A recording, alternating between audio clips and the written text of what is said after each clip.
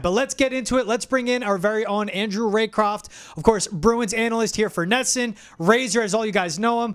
Razor, Linus Ullmark to the Senators. The Bruins got Mark Kastelic and Korpisalo back, along with the number 25 overall pick. What do you make of this deal, and how do you feel the Bruins made out of this trade? Well, I think the Bruins did a great job because they were in a position where they had to get rid of Linus Ullmark. It had lingered a year now, and certainly through the trade deadline, and it was getting to the point, a few teams left, a few options, and Ottawa seemed to be the best of them. So Linus goes there. They get a big forward who, if you look at the highlights, has fought all the heavyweights in the league, a centerman, move around the depth forward guy.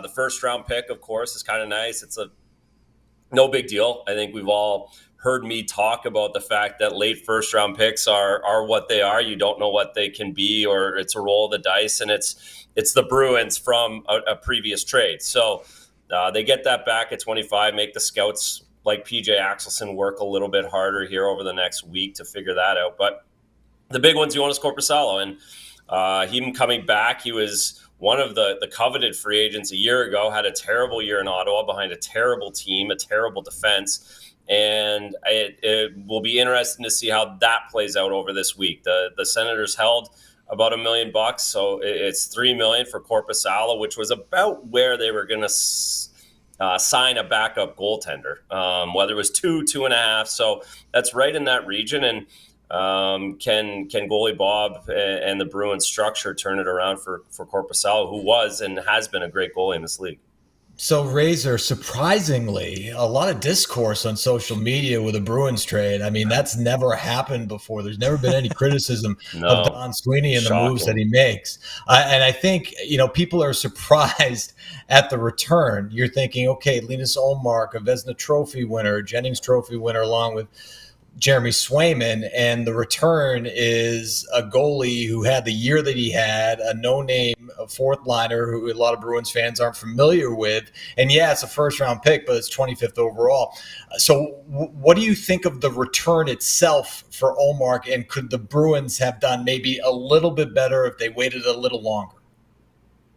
No, they couldn't have done better. And the longer they wait, the less the less they were going to get. There's no question about that. Look at the Markstrom deal that just happened. He was the first one. Jacob Markstrom, Calgary to the New Jersey Devils for a late round, first round pick, and top 6 defenseman, Kevin Ball. So that's what the market is. So anyone who, I was dying laughing a week ago when I was seeing some of these reports. Oh, the Bruins are going to be able to move into the top 10 for Linus Ullmark. It was absolutely priceless to think that would ever happen. No goalie has ever been drafted or traded for a top 10 pick in the National Hockey League. So I think the people complaining about what they got back are the people that didn't really have their expectations set or weren't really paying attention to what the market has been this year, especially with recency bias just a week ago, a great goaltender getting traded. And on top of the Markstrom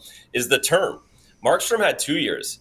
This is essentially a rental call by the Ottawa Senators. It had Linus Ullmark signed a 5-year extension with Ottawa going into this, then yeah, you're probably going to get a lot more back. But the fact that he's essentially a rental player, he's an unrestricted free agent at the end of this season, Ottawa's rolling the dice on him just as much.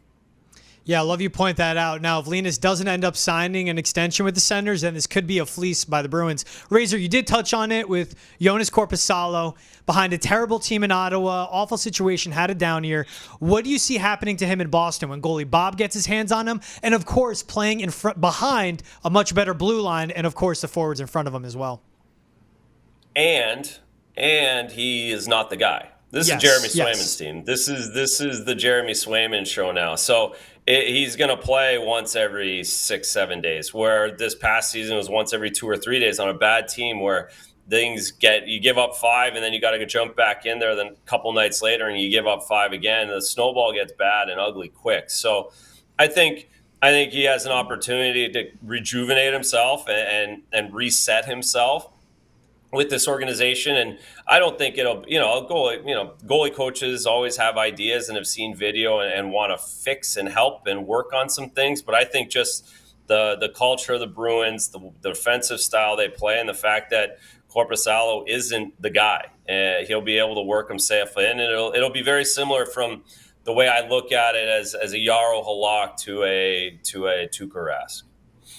The Bruins had such a unique situation with those two goaltenders playing at an elite level in Linus Ullmark and Jeremy Swayman.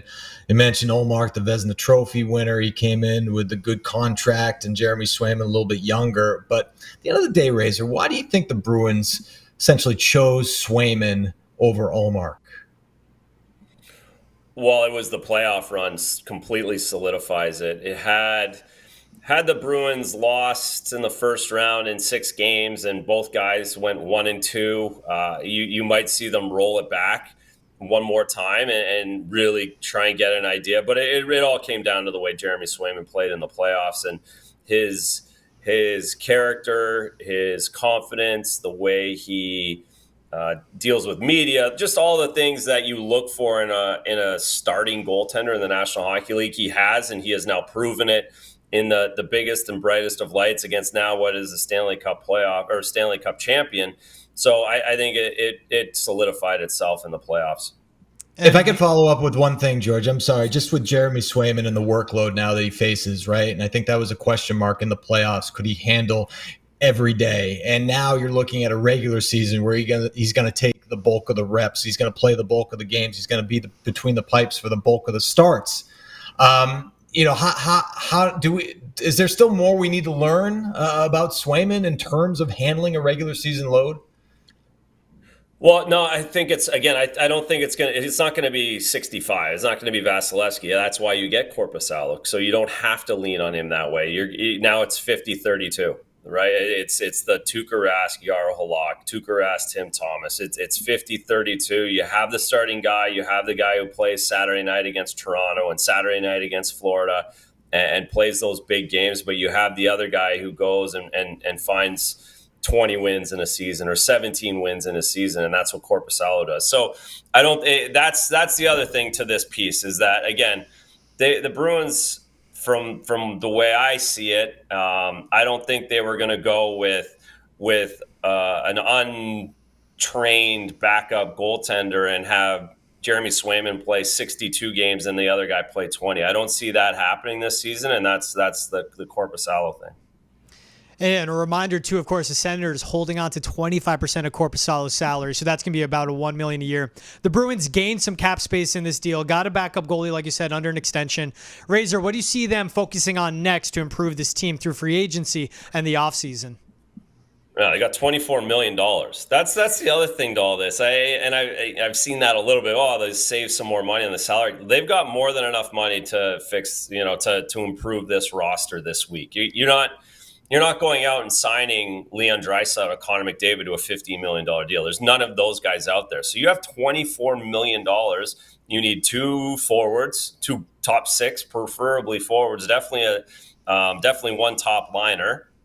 And then you're probably looking to chip off on a defenseman as well. The D has been set. Lowry, the way he played, that's a left side guy. But if you could get another left side guy underneath that $24 million, then I think Don does that. So, but the real focus now was getting rid of Linus Ullmark and moving from that and having an idea of what was going on in the goalie crease and where the numbers were at and what they could do. And now I think they really start to look to address the forward position. Florida Panthers are Stanley Cup champions, Razor. Don't want to get into the Cup Series with you. George and I will handle that a little bit later. But I do want to ask you about where the Bruins stack up, because I think, people were looking at the playoff series against the Panthers. There's a little bit of disappointment there, obviously losing in that round. But then to see the Panthers, stomp on the Rangers and then win the Cup. Are the Bruins close?